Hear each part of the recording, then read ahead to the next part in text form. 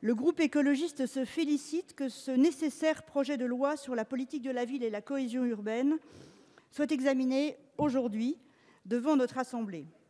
Le groupe écologiste partage pleinement l'esprit de cette loi, même si nous souhaiterions aller plus loin sur certains points, et j'y reviendrai. Un point préliminaire déjà concernant l'objectif même à assigner à la politique de la ville. Un premier objectif est l'amélioration de la qualité de vie dans les quartiers. C'est dans cet esprit que j'avais proposé en commission du développement durable de modifier le titre de la loi. Parler de cohésion urbaine me semble trop technocratique et trop éloigné des préoccupations directes des habitants. Intégrer l'idée de bien vivre dans les quartiers dans le titre aurait été préférable. Ça peut sembler anecdotique, mais les mots ont un sens et permettent très souvent une appropriation, ou non, par les habitants des politiques menées. Et l'objectif principal des programmes de rénovation urbaine et d'aide aux associations est justement de favoriser ce bien vivre en ville. Néanmoins, se focaliser sur cet objectif de cohésion urbaine, de mieux vivre en ville, c'est, me semble-t-il, traiter les conséquences et non la cause d'un problème central qu'est la précarité des habitants et le manque d'activité économique durable.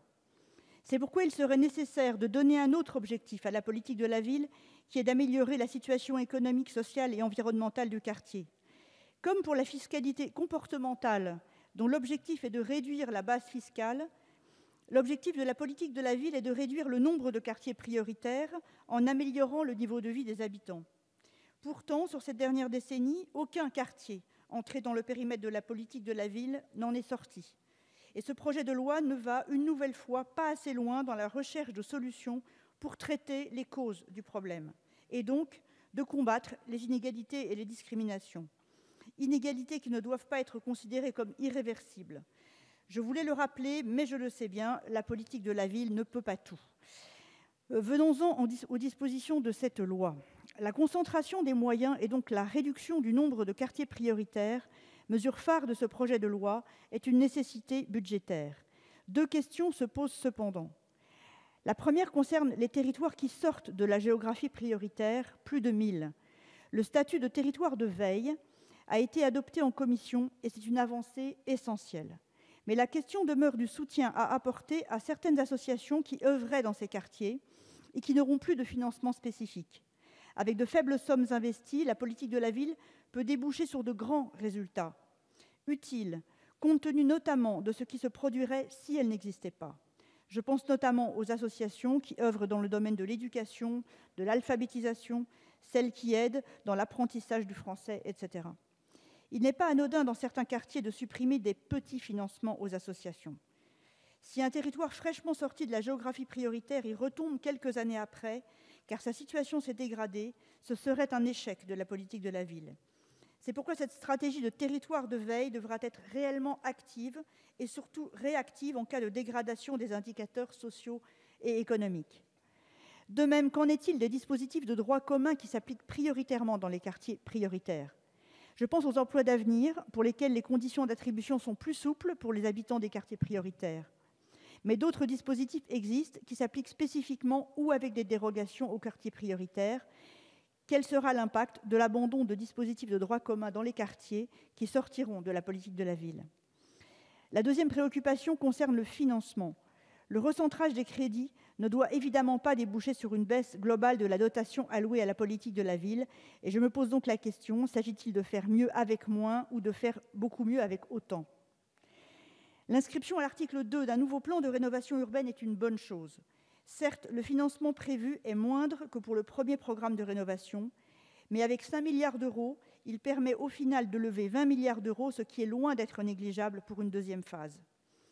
Si ces opérations sont nécessaires pour améliorer la qualité de vie, elles ne doivent pas aboutir à une gentrification de certains quartiers, c'est-à-dire l'arrivée de personnes moins précaires et qui profiteraient d'un cadre de vie amélioré, reléguant les habitants d'origine dans d'autres quartiers moins agréables. Mais sur cette question, on est face, il me semble, à un dilemme. Si l'on veut ramener de la mixité sociale dans ces quartiers, l'arrivée de nouveaux habitants est une solution. Mais on peut également favoriser la mixité sociale en améliorant la situation économique des habitants originaires de ces quartiers. L'équilibre est donc subtil, mais la deuxième solution est clairement à privilégier. Il s'agit avant tout d'aider les habitants dans ces quartiers, plutôt qu'améliorer de façon trompeuse les indicateurs économiques du quartier. Et comme je l'ai dit, ce texte ne me semble pas aller suffisamment loin sur cette question de l'emploi et de l'activité économique dans ces quartiers. Qu'est-il prévu par le gouvernement pour développer l'activité économique ? Le critère économique est le seul critère utilisé pour distinguer ces quartiers prioritaires, mais au final, on n'agit pas vraiment sur ce critère, ce qui peut sembler paradoxal. Une activité économique durable est nécessaire pour que ces quartiers ne soient pas des quartiers de relégation pour inactifs, des zones que les habitants quitteraient une fois un travail décroché ailleurs. La seule façon d'inciter les habitants dont le niveau de vie s'améliore à rester dans les quartiers est de leur offrir un emploi dans le quartier et donc de développer une vie économique locale. Exercice complexe, je vous l'accorde. J'en viens à un point essentiel pour notre groupe, à savoir la question de la participation des citoyens à la politique de la ville. Ce point fait l'objet de plusieurs amendements en commission et en séance et de débats très intéressants. Sur ce sujet, l'excellent rapport Mekmash-Baquet a fait plusieurs propositions très volontaristes qui, à notre avis, n'ont pas été suffisamment prises en compte et que nous souhaitons voir introduites dans le texte. Nous avions ainsi proposé en commission l'idée de co-construction, et cette idée de co-construction a été retenue. Il est nécessaire en effet d'aller plus loin que de simples consultations ou concertations, en intégrant clairement dans la politique de la ville les souhaits des habitants. Un amendement a été déposé pour aller plus loin dans cette co-construction, avec l'idée qu'elle puisse déboucher sur un référendum d'initiative locale qui porterait sur le contrat de ville ou sur certaines modalités du contrat de ville. Pour que les habitants s'approprient au maximum cette démarche de coélaboration, ils doivent être décisionnaires au final. Certains diront qu'il ne faut pas remplacer la démocratie participative par la démocratie directe. Je pense au contraire qu'une véritable démocratie participative ne doit pas faire semblant d'écouter, mais qu'elle doit permettre, après une phase d'échange, de laisser aux citoyens la possibilité d'arbitrer sur telle ou telle proposition. Ce n'est qu'avec des mesures fortes de ce type qu'on réussira la politique de la ville. Malheureusement, l'amendement a fait l'objet de la sévérité et de la rigidité de la Commission des finances. C'est dommage, puisque cette censure nous empêchera d'avoir un débat de fond sur ce sujet, c'est-à-dire sur le pouvoir de décision des habitants. Censurer une discussion sur la démocratie dans les quartiers au regard de considérations financières assez spécieuses me semble très dommageable pour nos travaux. J'espère que le gouvernement proposera des éléments sur cette idée de référendums locaux. Concernant le dispositif sur les conseils de citoyens, il est nécessaire de revenir à la désignation proposée initialement par le gouvernement. Il s'agit d'un conseil de citoyens et non d'un conseil citoyen. Ce conseil de citoyens, c'est l'instance de dialogue avec tous les habitants du quartier.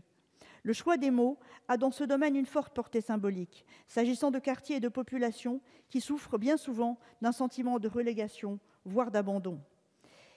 Il est particulièrement important d'affirmer la qualité de citoyens des habitants et des habitantes qui se mobilisent dans la conduite et l'animation des contrats de ville et dont l'engagement sera décisif pour la réussite des actions entreprises. Enfin, dernier point, celui de la prise en compte de la transition écologique et du développement durable dans la politique de la ville.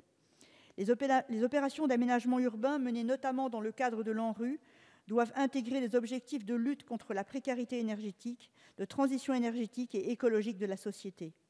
De même, la mise en place des trams vertes et bleues sont souvent difficiles dans ces quartiers. La prise en compte de la biodiversité, de la nature en ville est également un impératif pour rendre ces quartiers agréables à vivre pour tous. Si nous espérons des avancées, notamment sur la participation, nous soutiendrons bien sûr ce projet de loi. Je vous remercie.